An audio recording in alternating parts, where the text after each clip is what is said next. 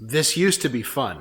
Now, if you've said that, you're like me, or at least like how I used to be. When working with your project car, it's easy to feel discouraged, especially when you walk by your car and all it's doing is collecting dust, collecting boxes, collecting junk. It's never off jack stands. It feels like there's this insurmountable amount of work that needs to be done.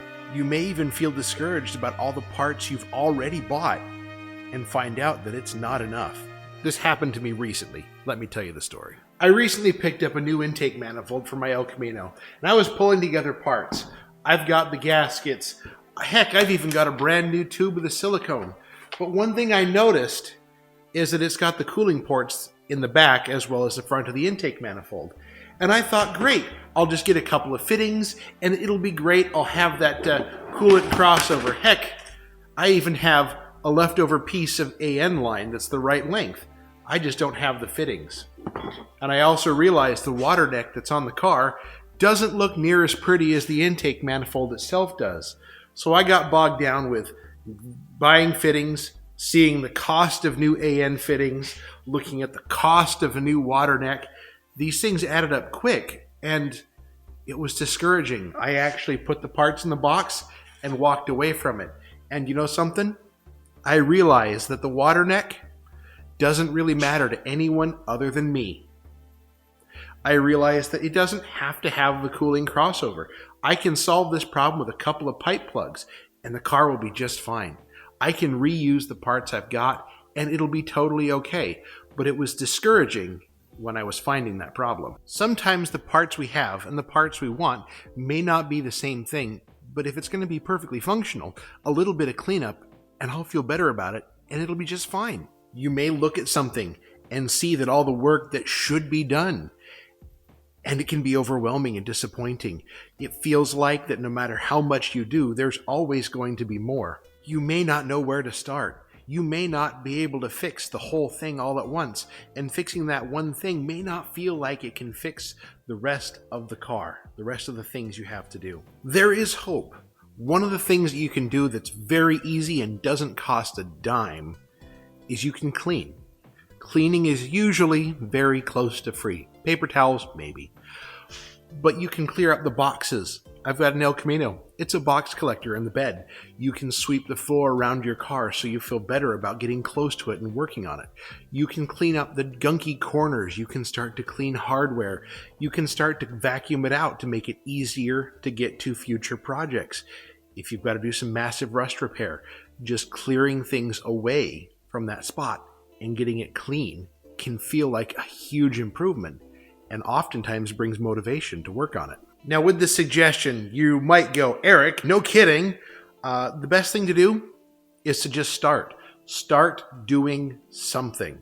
Because as you start doing something, you're going to find things that you can continue to do with the parts you have on hand, with the tools you have on hand, with the time you have available. You're going to start to build momentum to be able to do those bigger and bigger things. Here's an example with math. 0 times 7 is 0.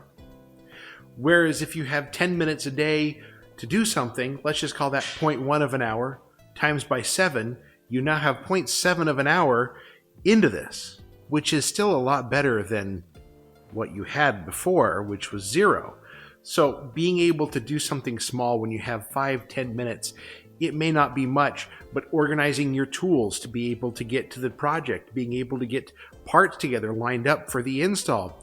These little things can save time down the road because they're already pulled together, and you can do the project start to finish and feel good about it when you're done. It's very easy to see how that little bit can turn into a lot of bit over time. These cars are never truly done, and they're certainly not built in a weekend, or even a week or a month, or sometimes a full tilt restoration project can be years. Now I realize that's overwhelming, but one little piece at a time is all it takes.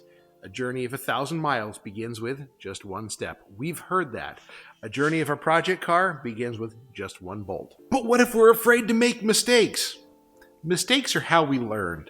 One of my favorite sayings is there's no such thing as a mistake if you learn something from it. Example, was notching the frame and tubbing the body on my El Camino a mistake? Some would say yes, and I probably could have put a normal bias ply slick under it and had the car work just fine. But instead I notched the frame and tubbed the body to put a very big tire under it. And I've learned a lot of things about that in the process that helped me develop some skills as far as my structure and in building the frame to be able to accept the notch. It made a whole bunch of things possible for me to do down the line. And that's perfectly okay. Don't be afraid to make mistakes. Remember, it's just metal. It's just nuts and bolts. It can all be fixed. Nothing about this is so permanent that it can't be undone with a little bit of effort. And someone's going to say, but that broken bolt can lead to an 8-hour ordeal. Yes, but the point of the matter is that it can still be fixed. It can still be done. And as long as you're careful and sensible in the brain about what you do through these things, it's going to be okay. Now, let's say something happens, something breaks, and you're terribly frustrated with it. There's a very simple solution to this. Come with me. The best thing you can do in those situations is just to walk away from the problem. Go outside for a minute, get some fresh air, go check the mailbox, go check the porch to see if that box from Summit or Jegs has wound up there yet. Point is, you can go for a quick walk, clear your head, and come back to it, and things are usually not as bad as they looked to be the first time. And when you allow yourself that time to let it go, to decompress, you oftentimes come back and the solution is a lot easier than you expected. Remember, the only person who has never made a mistake on their car is a liar. I can tell you that I've made more mistakes with this car than I can count, and I've learned from every last one of them. And there are times where you're working on your car where you don't accomplish what you had hoped or set out to accomplish. You know something? That's okay. There are days the dragon wins, and that's okay. Just do what you can do, keep moving forward, and don't be discouraged, because there have been plenty of times I've started out working on my car, my wife's car, my daily drivers, and I haven't got the job done the way I wanted it to. But that's okay. I'm able to come back to it and continue moving forward. Understand that there's a lot of learning that goes on that we're doing with these cars, and it takes time. These things do take time to build. It takes time to develop the skills. I mean, at a hobby level, we're not professionals. We're working on these in our spare time with the skills and tools that we have. We're going to do the best we can with what we got. And that in and of itself is a huge win. Feeling the pride of building something, taking it from a rusted hulk, taking it from, the middle of a field, taking something that was never meant to be a race car and turning it into a race car. These are all things that we are doing, and I tell you what, that is winning at life right there.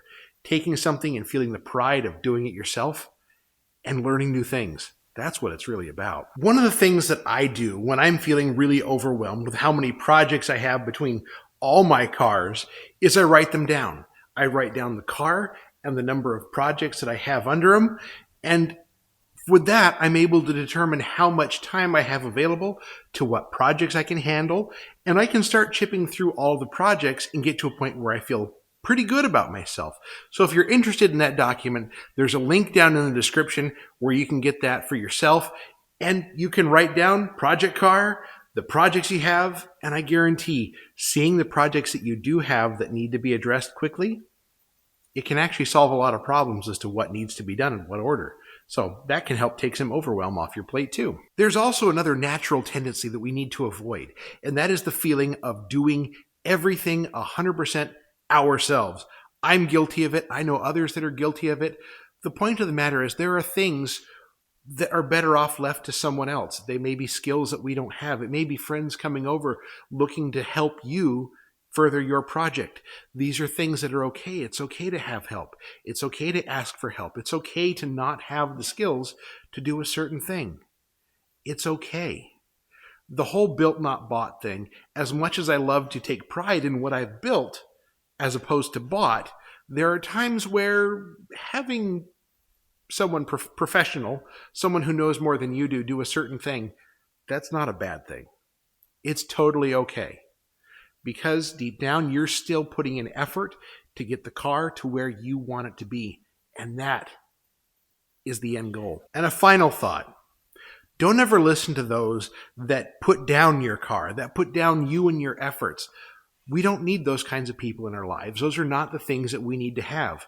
We are learning and growing, and oftentimes those people are feeling insecure about their skills, their tools, their car, their everything, when they don't need to be. We don't need to have other people's insecurities forced on ourselves. We know what we've got. We understand what we're doing, and we're putting in the effort and enjoying the process. One thing I've heard is trust the process. Trust the process of learning new things. Trust the process of building the car. Trust the process of continuing to move forward in the direction that you want to go. The best thing we can do to avoid burnout and keep going on these cars is to keep going. There's always going to be something that can be done. And it can be small, it can be big. You give me 5 minutes and I can point out 1,000 things on this car that I want to do. And I guarantee that there's a pile of them that I could do right now, today, in the cold or the heat or whatever temperature you're in. Point of the matter is, those are all excuses. And if you're really interested in working on your cars, you'll find a way to make it happen. These are all things that you can do. So let's get out to the garage. Let's go work on our hot rods.